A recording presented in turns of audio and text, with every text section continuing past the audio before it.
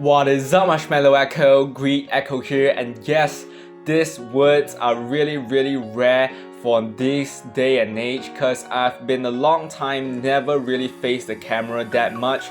As I said on my past few videos, I can't really do that because I really underestimated how pre-U courses can make you go crazy. If you guys have checked out both of my channels about section, you'll observe that I've stated if I'm in a pre-U course, I will have extra time to record videos for both my channels, and I'll have extra time to make more videos if I can. But I've definitely underestimated how pre-U courses can really drive you crazy. You'll have group discussions, assignment discussions, assignments to do, quiz to do, and that's a lot more things that you will encounter in your pre-university course. So scrap off that. Today I'm going to teach you guys 3 best decks to win the Sand is Healing challenge.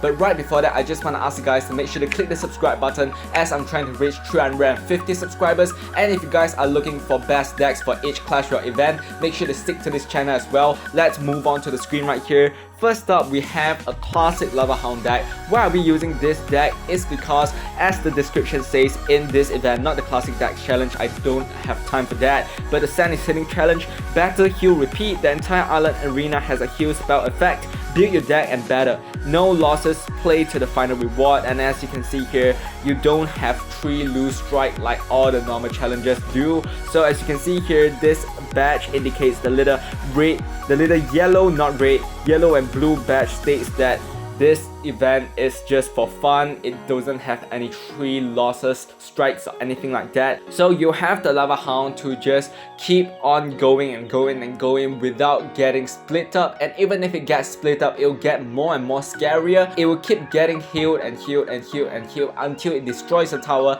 and eventually destroys the King Tower. So you have the Infernal Dragon for if your opponent drops down other tanks like Golem, Giant Skeleton, etc. And you also have the Lightning to just stun your opponent and give damage towards their tower and also their enemies once it haven't reached the breach. So basically we can drop down the lightning and just demolish them in no time. You'll have the skeleton army as well. As you know, we'll need to have a swarm to be able to get damage and just be defensive when it comes to defensing. Next up, we have the Hawk Rider to pair up with the Lava Hound. Since the Lava Hound will be tanking for all of the troops, you have the Hawk Rider to support and create more and more damage throughout the combination when you are doing the offense thing.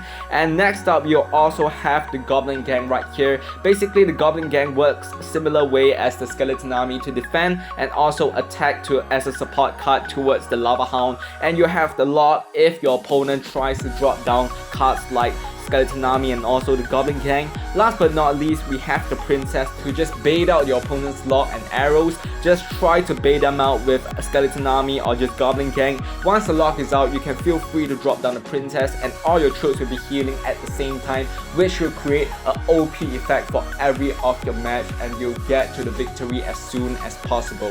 Next up, we have the classic Giant Skeleton deck right here. As you know, for me, since the Giant Skeleton have been nerfed, I didn't really use Giant Skeleton that much now, but for this event, I still support you guys to use the Giant Skeleton deck. By the way, all the deck link will be in the description below if you guys want to use any of these decks. And basically, for Giant Skeleton deck right here, I still think it is OP for the Floor is Healing challenge. Now it's Sand is Healing, but it's not really that much of a difference. So as you can see here, we have the Giant Skeleton deck. We have the Giant Skeleton to heal up everything.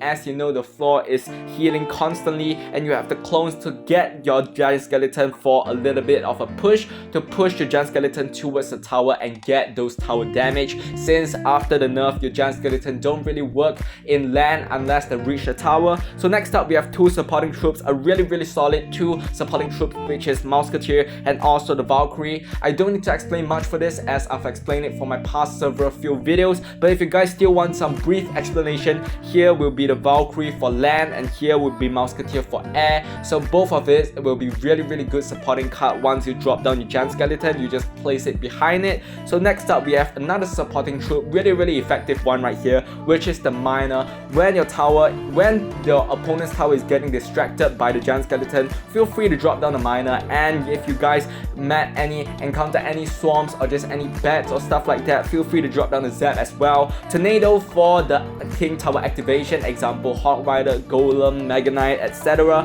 And you'll basically have the Inferno Tower to do the same effect as the Inferno Dragon to create damage constantly and just creating a huge defensive shield right here. And basically this will be the deck explanation for deck 2. And by the way, I won't really put a lot of editing in this video. As I said, I have a lot more to do outside of my YouTube life. So basically I have a lot of things beside the YouTube videos. I won't be putting out as high quality as I was back then in 2020. So let's move on to last but not least, the Alexa Golem deck.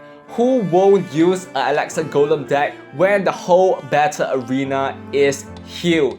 That is just super crazy to not use an Alexa Golem deck. Personally for me, I'll use this deck out of all 3 decks, as this deck is one of the best and effective decks to use, especially when the arena don't require any heal spell or heal spirits or anything like that. You can just place everything as spam. Even if the event when you're playing live, it just times 2 Alexa, times 4 Alexa, all the advantage will go to your side when you have the Mother Witch to turn all the opponent's swarms into piggies and create damage towards the tower. You also have 2 really good air supporting troops with the Electro Dragon and also the Baby Dragon to create a really defensive shield while creating an offensive combination together with the Alexa Golem. Don't ask me why that's Battle Healer. If you're using Battle Healer in a battlefield which is healed, you are really dumb.